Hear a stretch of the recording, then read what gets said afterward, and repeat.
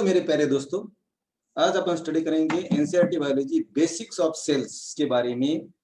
और उस basics of cell के बारे में जो तो जानेंगे ही जानेंगे। उस बेसिक्स ऑफ सेल में कंपोनेंट्स ऑफ सेल होते हैं। तो myself Datta Shinde tutorials. तो इस टॉपिक में काफी कई बातें ये आप पढ़ाई करते वक्त मिस हो जाती है, और उस मिस होनी हुई वाली बातों को मैंने यहाँ पर आपको कंप्लीट करने का या क्लियर करने का कंसेप्ट क्लियर करने का प्रयास किया है। तो सभी को मेरे दोस्तों आपको नमस्कार। तो सबसे पहले जानेंगे कि बेसिक्स ऑफ सेल में सेल क्या होती है। तो यहाँ पर क्वेश्चन अराइज होता है, व्हाट इज सेल। तो आप जानते हैं कि सभी को मालूम है कि cell is the structural and functional unit of life.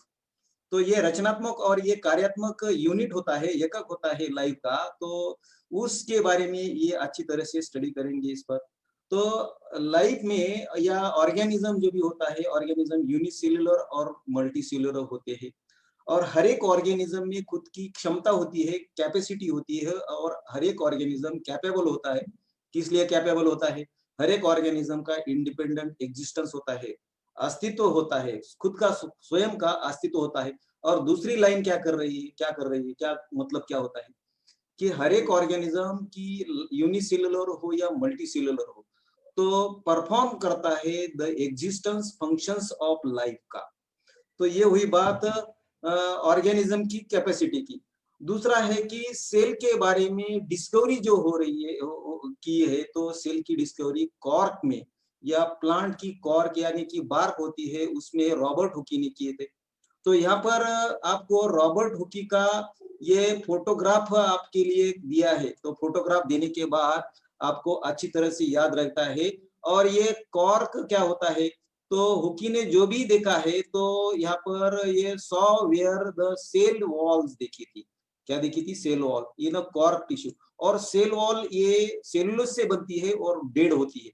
तो रॉबर्ट हुकी ने डेड सेल देखी थी, सेल नहीं सेल वॉल देखी थी। याद रखना, क्या देखा था? Cell walls. तो ये डेड होती है कॉर्क टिश्यू में। और आगे देखेंगे कि उन्होंने उसी डेड सेल को या कॉर्क टिश्यू को कॉइन किया टर्म सेल। और ये फ्रॉम करता है लैटिन लैंग्वेज में सिला। सिला यानी कि लड़की नहीं, इसका मीनिंग होता है स्मॉल रूम। और इसका एनालिसिस या जिक्र उन्होंने एक बुक में लिखी थी उन्होंने, रॉबर्ट हुकी ने। तो उस बुक का नाम है माइक्रोग्राफिया, 1665 में लिखी थी। याद रखना भाइयों, ये काफी इंपॉर्टेंट नीड में पूछ सकते हैं कि रॉबर्ट हुकी ने कौन सी सेल दिखी थी? डेड सेल दिखी थी, यानी कि सेल वॉल दिखी, सेल वॉल्स दिखी थी कॉर्क टिश्यू में। माइक्रोग्राफिया का ये यहाँ पर ये आपके लिए ये स्पेशल उस बुक का पहला कवर, पहला पेज दिया है, टाइटल पेज उसे बोलते हैं। 1665 में ये बुक लिखी थी। नेक्स्ट देखेंगे कि नेक्स्ट साइंटिस्ट सेल के बारे में ये आपको ये फोटोग्राफ दिया है एंटोन वॉन लीeuwenhoek का।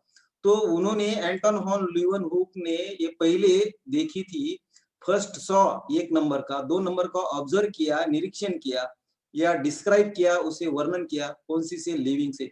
आपको नीट में पूछेंगे कि हु ऑब्जर्व और हु डिस्क्राइब्ड लिविंग से। तो एंटोन वॉन लीeuwenhoek का आपको ये फोटोग्राफ दिया है, इन्होंने ही पहले लिविंग सेल देखी थी।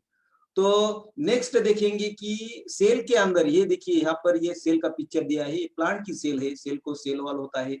और सेल के अंदर सेल मेम्ब्रेन होता है। सेल मेम्ब्रेन के अंदर साइटोप्लाज्म, और साइटोप्लाज्म के अंदर सेंटर में या ये न्यूक्लियस होता है, वैक्यूल होता है, ऑर्गेनल्स होते हैं। तो रॉबर्ट हुकी ने सॉरी ये रॉबर्ट ब्राउन ने later discovered the nucleus. Nucleus की इन्वेंशन किसने किया? तो रॉबर्ट ब्राउन ने किया। और ये देखिए यहाँ पर रॉबर्ट ब्राउन का ये फोटोग्राफ दिया है। फ्रेंड्स, ये इंपॉर्टेंट बातें ये छूट जाती है आपके लिए, ये स्पेशल वीडियो बनाए हैं। तो नेक्स्ट देखेंगे भाई, यहाँ पर पिक्चर दिख रहे हैं, फोटोग्राफ दिख रहे हैं शेल्डन और श्वान के। तो ये इनके बारे में अच्छी तरह से स्टडी करेंगे भाई। तो क्या है कि आप देखिए कि मैथ्यूज शेल्डन, ये देखिए मैथ्यूज शेल्डन 1938 में एग्जामाइन नंबर ऑफ प्लांट्स। इन्होंने ये मैथ्यू शेल्डन का ये देखिए फोटोग्राफ, इन्होंने कई प्लांट्स को एग्जामाइन किया, कई प्लांट्स को ऑब्जर्व किया, निरीक्षण किया। तो निरीक्षण करने के बाद उन्होंने देखा कि all plants are composed of, किससे बनते हैं, डिफरेंट काइंड्स ऑफ सेल। हर एक प्लांट्स में कई प्रकार की सेल्स होती है और फॉर्म होती है किससे, cell form tissue of the plant, cell aggregate होकर टिश्यू बनाती है।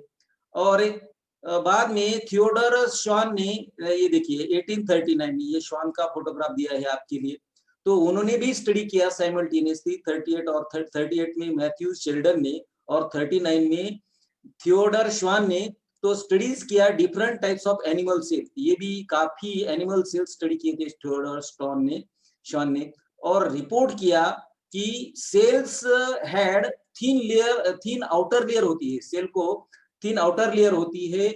एनिमल की सेल की बात कर रहे हैं, एनिमल सेल्स की बात कर रहे हैं यहाँ पर, तो एनिमल सेल की आउटर लेयर ये टुडे आज आप जानते हैं उसे प्लाज्मा मेम्ब्रेन कहते हैं या सेल मेम्ब्रेन कहते हैं। तो ये वही है बात प्लाज्मा मेम्ब्रेन और सेल मेम्ब्रेन की। उसके बाद क्या हुआ कि श्वान जो थे, तो श्वान ने कंक्लूडेड दैट, क्या कंक्लूड किया कि उन्होंने जो भी उनका स्टडी था श्वान का, तो प्लांट टिश्यू पर था, और उन्होंने उस प्लांट टिश्यू में जो भी आप कहते हैं कि प्रेजेंस ऑफ सेल वॉल्स की बात हो रही है, तो सेल वॉल ये यूनिक कैरेक्टर होता है, स्पेसिफिक कैरेक्टर होता है प्लांट सेल्स का, ये याद रखना, श्वान ने ये बात कही है फ्रेंड्स। आगे देखेंगे कि on the basis of this श्वान प्रपोज्ड द हाइपोथेसिस, एक हाइपोथेसिस बनाया। हाइपोथेसिस जो भी था, तो उन्होंने कहा कि श्वान ने कहा कि bodies of animals and plants की और एनिमल की बॉडीज किससे कंपोज होती है, किससे बनती है, सेल्स से बनती है। और सेल, प्रोडक्ट्स ऑफ सेल्स की बात करेंगे यहाँ, प्रोडक्ट्स ऑफ सेल क्या होते हैं। माय डियर फ्रेंड्स, ये प्रोडक्ट्स ऑफ सेल बहुत ही आपको कॉम्प्लिकेटेड बनाता है। तो प्रोडक्ट्स ऑफ सेल्स क्या होते हैं कि all kinds of inorganic thing जो भी सेल के अंदर होती है उसे सेल प्रोडक्ट कहते हैं। कई बार ये भी कहा है कि something manufactured by an organelle, cell के अंदर कई ऑर्गेनेल्स होते हैं, mitochondria, Golgi complex, endoplasmic reticulum, vacuoles, ये ऑर्गेनेल्स होते हैं, तो प्रोडक्ट्स ऑफ सेल होते हैं। ये वही बात किसकी, प्रोडक्ट्स ऑफ सेल की। तो याद रखना प्रोडक्ट्स ऑफ सेल क्या होते हैं। आगे देखेंगे भाइयों मेरे प्यारे दोस्तों कि ये दिखाई दे रहा है आपको पिक्चर रुडोल्फ वर्चो का। तो रुडोल्फ वर्चो की बात, ये रुडोल्फ वर्चो ने 1855 में क्या कहा, उन्होंने पहले एक्सप्लेन किया, क्या एक्सप्लेन किया, सेल डिवाइडेड होती है और new cells are form, cell divide होके सेल का विभाजन होते हुए न्यूनतम सेल फॉर्म होती है। कैसे, किससे, प्री एग्जिस्टिंग से, पहले अस्तित्व में रहने वाली जो भी सेल होती है उससे न्यू सेल बनती है। तो उस उनकी रुडोल्फ वर्चो ये लैटिन लैंग्वेज में क्या कहते हैं, ओमनी सेलुला ई सेलुला कहते हैं। मीन्स क्या होता है इसका मीनिंग, कि इसका मीनिंग होता है सेल डिवाइड होती है और न्यू सेल्स अराइज होती है, फॉर्म्ड होती है प्री एग्जिस्टिंग सेल से, उसे ओमनी सेलुला ई सेलुला कहते हैं। आगे देखेंगे कि रुडोल्फ वर्चो मॉडिफाइड किया, किसका हाइपोथेसिस था, शेल्डन और श्वान का हाइपोथेसिस था, शेल्डन और श्वान का हाइपोथेसिस था, शेल्डन और श्वान का हाइपोथेसिस था, यानी कि गृहीत कृत्य बोलते हैं उसे। तो ये गृहीत कृत्य के बारे में रुडोल्फ वर्चो ने उसको मॉडिफाई किया और क्या, give the cell theory. Cell theory किसके बारे में कहेंगे कि ये रुडोल्फ वर्चो ने सेल थ्योरी बनाई है और उसे रुडोल्फ शेल्डन और श्वान के हाइपोथेसिस को फाइनल शेप दिया और उससे मॉडर्न सेल थ्योरी कहते हैं भाइयों। तो cell theory, modern cell theory आज भी जो भी है अभी आपको अंडरस्टूड करती है आज, तो उसे मॉडर्न सेल थ्योरी कहते हैं। ये मॉडर्न सेल थ्योरी रुडोल्फ वर्चो ने बनाई है। तो उन्होंने कहा कि ये पहला स्टेटमेंट है, all living organisms are composed of cells and products of cells. ये हुई बात शेल्डन और श्वान की। उस हाइपोथेसिस में नया एक लाइन उन्होंने दी रुडोल्फ वर्चो ने, तो इसे मॉडर्न सेल थ्योरी कहते हैं। तो क्या बनाया, क्या उन्होंने ये वर्चो ने एडिशन किया, all cell arise from pre existing cells, उसे ओमनी सेलुला ई सेलुला कहते हैं।